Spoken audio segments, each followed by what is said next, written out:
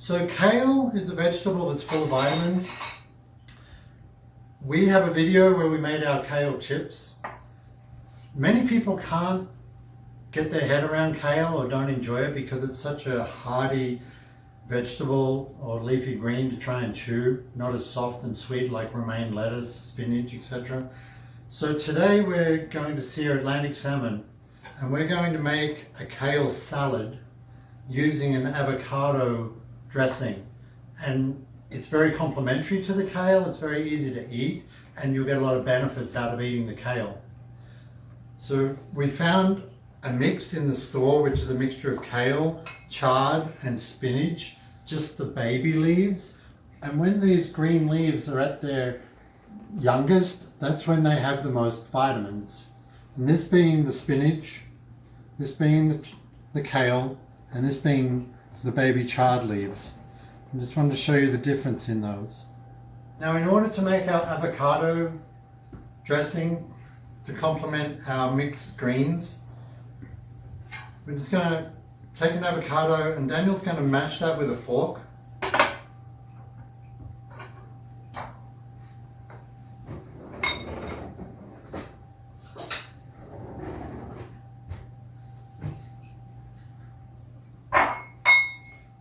Just using a fork, he's just going to break it up.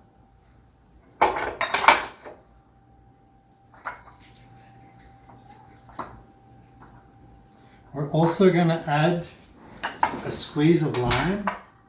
Now in order to get the maximum juice out of a lime, if you have a fresh, firm lime, just push on it on a chopping board or on the bench and roll it, and that tends to break up the juices inside it and makes it softer. And if you don't have a lemon or a lime juicer, you just use a fork and push it in the middle of the lime, and you can squeeze the lime around the fork while you twist the fork. And that will allow you to get a lot of juice out. We're just using half a lime for a whole avocado.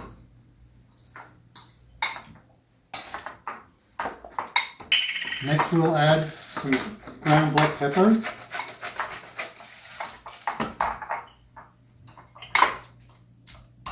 And then just a pinch of salt.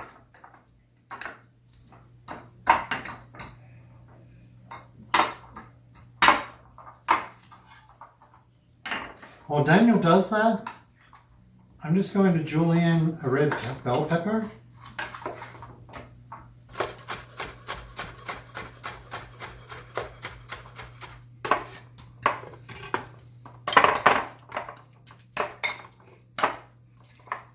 We've mixed up our avocado filling for the salad. Now I'm going to show you how to skin a salmon and portion it, nice sized pieces to be seared. What you want to do is take the tail end and just cut through the flesh until you reach the skin and hold that. And as you go forward, just rock your knife backwards and forwards, and you end up taking the meat off the flesh just above the skin. When you reach a certain point, you can actually just hold your knife and pull on the skin as you push your knife through, and your skin will come off.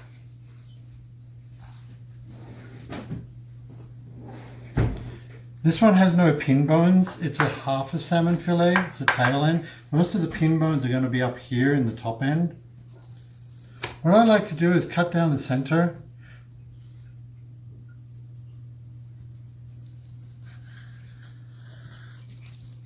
And from the thicker end, you can just take a nice square, 2-3 inch square piece of salmon, and that's one per person.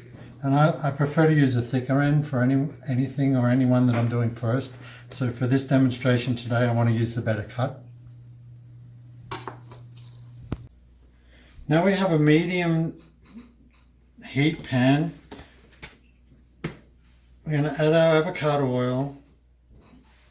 And it's okay to be liberal. The salmon also has its natural oils in it. And we're just going to season the top of the piece first. Now, the piece that's not the skin side, you want to put the inside salmon piece in first.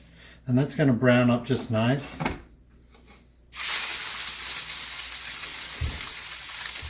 we season the backside, the skin side of the salmon. Once it's in, we're just going to take it off and make sure that it's free from the pan.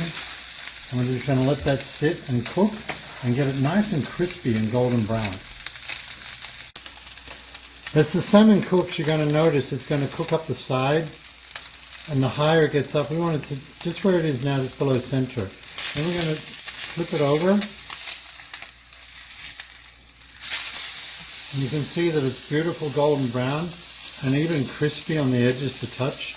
And a lot of people just love the crispiness of a nice piece of cooked salmon. As you'll see, the salmon on the side, as it's cooking from the bottom, it gets paler and paler as it's cooking. And what we're going to do now is basically turn our stove off. And then we would just want to cover it with a lid and just let it steam. You only want to do this for up to a minute, and that'll ensure that the inside of the salmon is going to cook out. And you won't be cooking it for too long, because if you don't steam it, in my mind, you're going to cook it too long and make the salmon too dry. Like I said, you only want to do this for a minute. Be careful when you take the lid off, because you would have got some condensation. You don't want it dripping in that hot fat. It'll spit all over you. We're just going to bring the salmon over, and we're going to plate our kale salad with our piece of salmon. Now, to finish our kale salad, Daniel's going to add his avocado. It's basically guacamole. It was the avocado, lime, salt, cracked black pepper. And it was one whole avocado for a half a lime. Now we add that to our baby greens.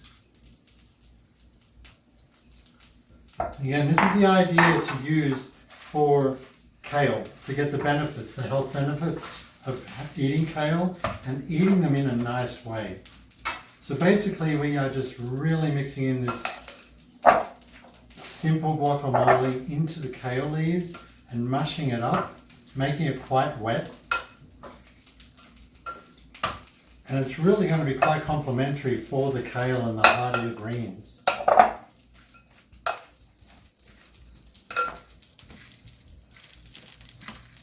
Now we take this, because we already seasoned the guacamole,